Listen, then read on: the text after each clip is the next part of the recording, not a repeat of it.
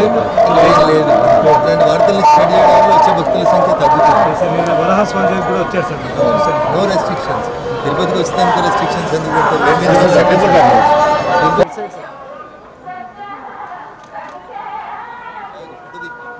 Sir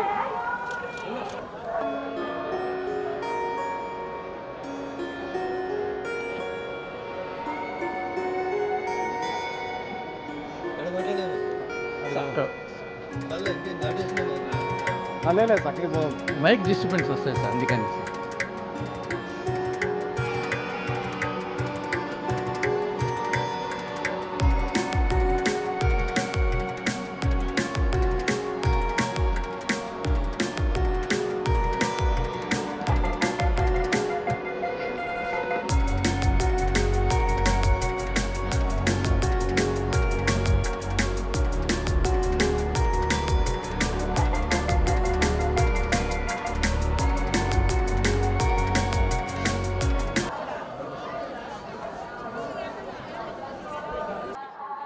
media మిత్రులకు నమస్కారం.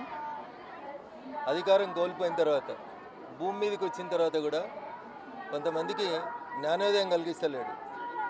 అందుకనే ప్రభు అయిన వెంకన్న స్వామిని నేను కోరుకుంటుంది ఏంటంటే, అట్లాంటి మూర్ఖులకి సనాతన ధర్మాన్ని నాశనం చేస్తాం, సనాతన ధర్మాన్ని నిర్మూలిస్తామని మాట్లాడేటువంటి వెధవలకి మంచి బుద్ధిని ప్రసాదించమని ఆ భగవంతుని సందర్భంగా ప్రార్థిస్తూ ఉన్నాను. ఉప ముఖ్యమంత్రి పదవి నుంచి ప్రతిపక్ష నాయకుని పాత్రకు వచ్చిన తర్వాత కూడా రాష్ట్ర శాసనసభలో జరిగిన మొదటి సమావేశంలోనే సనాతన ధర్మం గురించి మాట్లాడి దాన్ని కించపరిచేలా మాట్లాడినటువంటి ఉదయనిధి స్టాలిన్ని తమిళ ప్రజలు క్షమించరు, భవిష్యత్తులో సనాతన ధర్మం క్షమించదని చెప్పి ఈ సందర్భంగా హెచ్చరిస్తూ ఉన్నాం. సనాతన ధర్మాన్ని వ్యతిరేకించిన దీదీలు, దాదాలు, మమతలు, ఆఖరికి మీ నాయనలకు కూడా అడ్రస్ లేకుండా తమిళనాడు ప్రజలు ఆ దేవుడు ఆశీర్వచనం ఇచ్చిండు. అయినా మీ ముద్దు మారకపోవడం అనేది దురదృష్టకరం.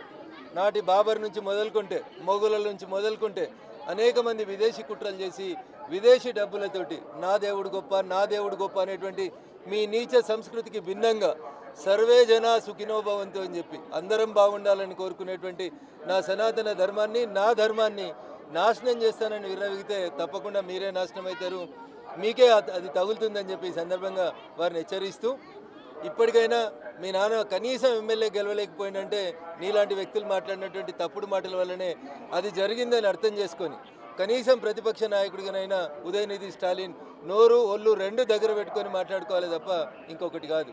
సర్వే జన సుఖినో భవంతి అని కోరుకునేటువంటి ధర్మం హిందూ ధర్మం, నా సనాతన ధర్మం. అందుకనే ఈ దేశంలో కరోనా వ్యాక్సిన్ ఇచ్చిన తర్వాత ప్రపంచంలో ఉన్నటువంటి దాదాపు 150 దేశాలకి కరోనా వ్యాక్సిన్ని పంపించేసి అందరూ బాగుండాలని కోరుకున్నటువంటి ధర్మమే సనాతన ధర్మం.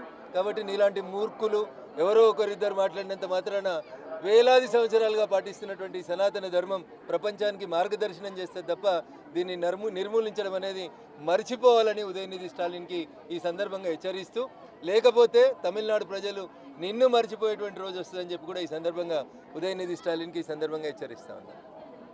ఓం నమో వెంకటేశాయ నమః.